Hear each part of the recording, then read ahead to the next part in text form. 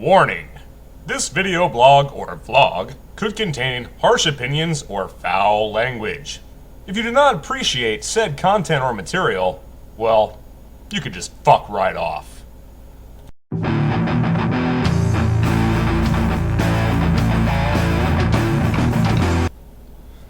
Greetings, Internet people. RantingRamsay here. How are you guys all doing today? Not doing so badly, and welcome to a revival of the long dormant segment that I used to do called People I Wish Would Go Away. And by the title, you can tell that we are talking today about Rush Limbaugh, who I feel is one of the most derisive, divisive people that is around today. And there are so many reasons that I wish this particular pompous, bloated windbag would go away that it was actually very hard for me to sit down and hammer out some concise outline for the thoughts that I wanted to present to you guys today, but I think I figured out how I want to do it. I'm going to start with an expansion on my first thought, in my general opinion, that Rush is probably one of the most divisive and untrustworthy radio personalities in the country today. I guess that means it's a good thing that not a whole lot of people actually listen to talk radio anymore, except for a lot of people with money, power, and make the financial decisions that affect your lives in terms of interest rates, loan approvals, and political policy that can either limit or expand your freedoms. These days, it seems limit is the direction that they want to go.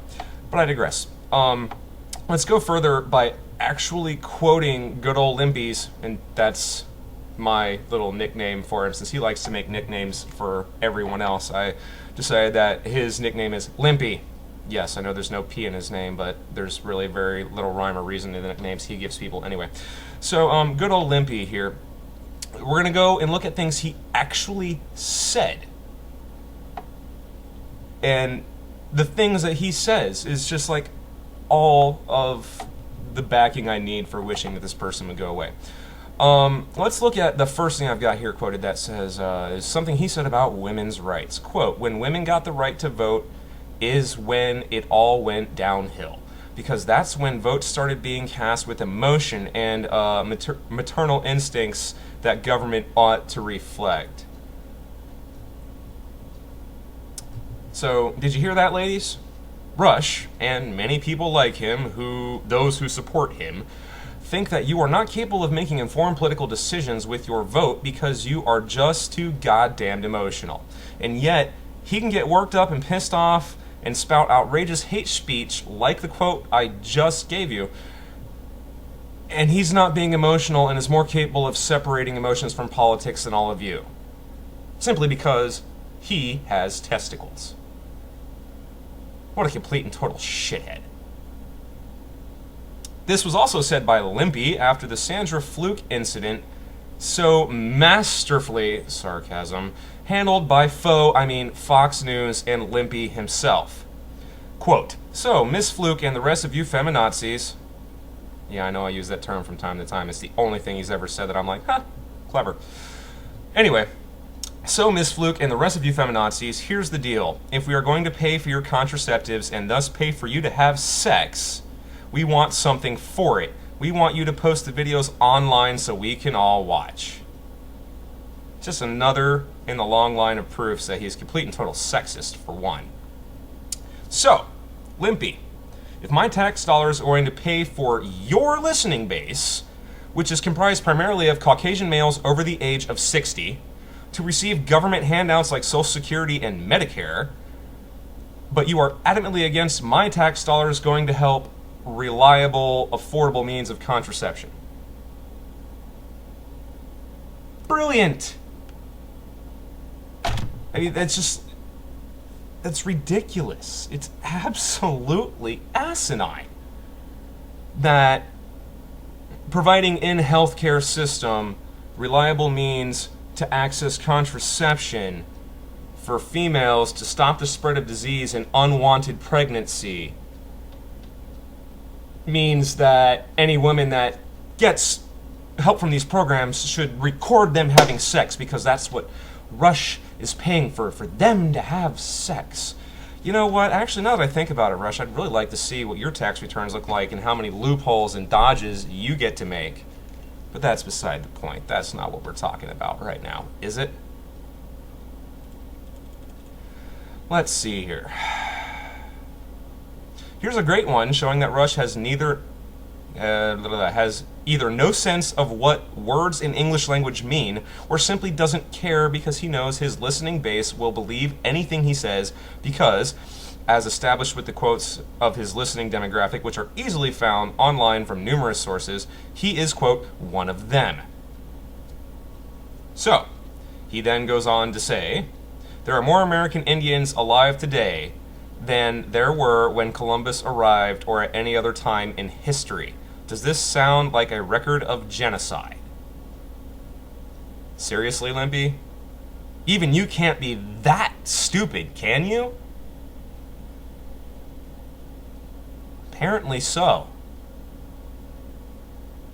Here's one showing that Limpy doesn't even understand the concept of finite natural resources. Finite meaning limited. Kind of like, oil, coal, natural gas. But we'll let his words speak here. Says, quote, Obama is a clown.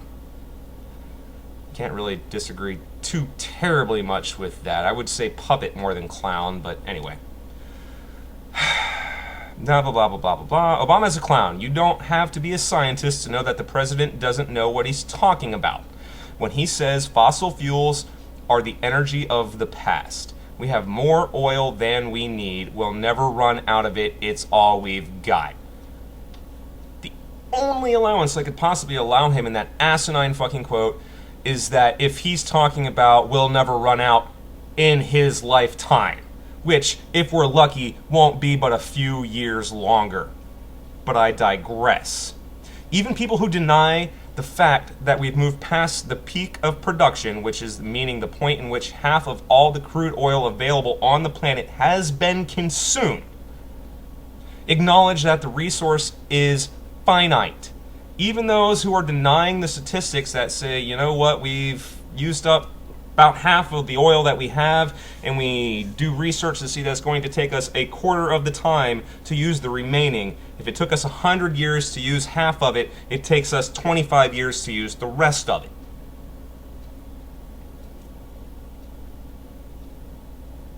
Even if that's not entirely true,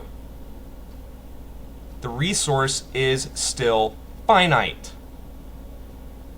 The process which produces crude oil moves so slowly that if we use it all at a rate faster than it can be replaced, it will disappear. That is finite. So yes, Limpy, we will run out of oil. It may not happen in your lifetime, especially because hopefully it's not going to happen in the next 5 to 10 years.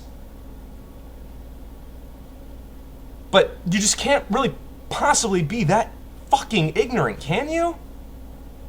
Apparently so. And then I realize, well, maybe not.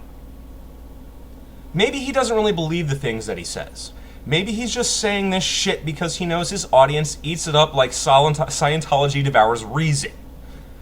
But that, in and of itself, doesn't really excuse him or give him a pass.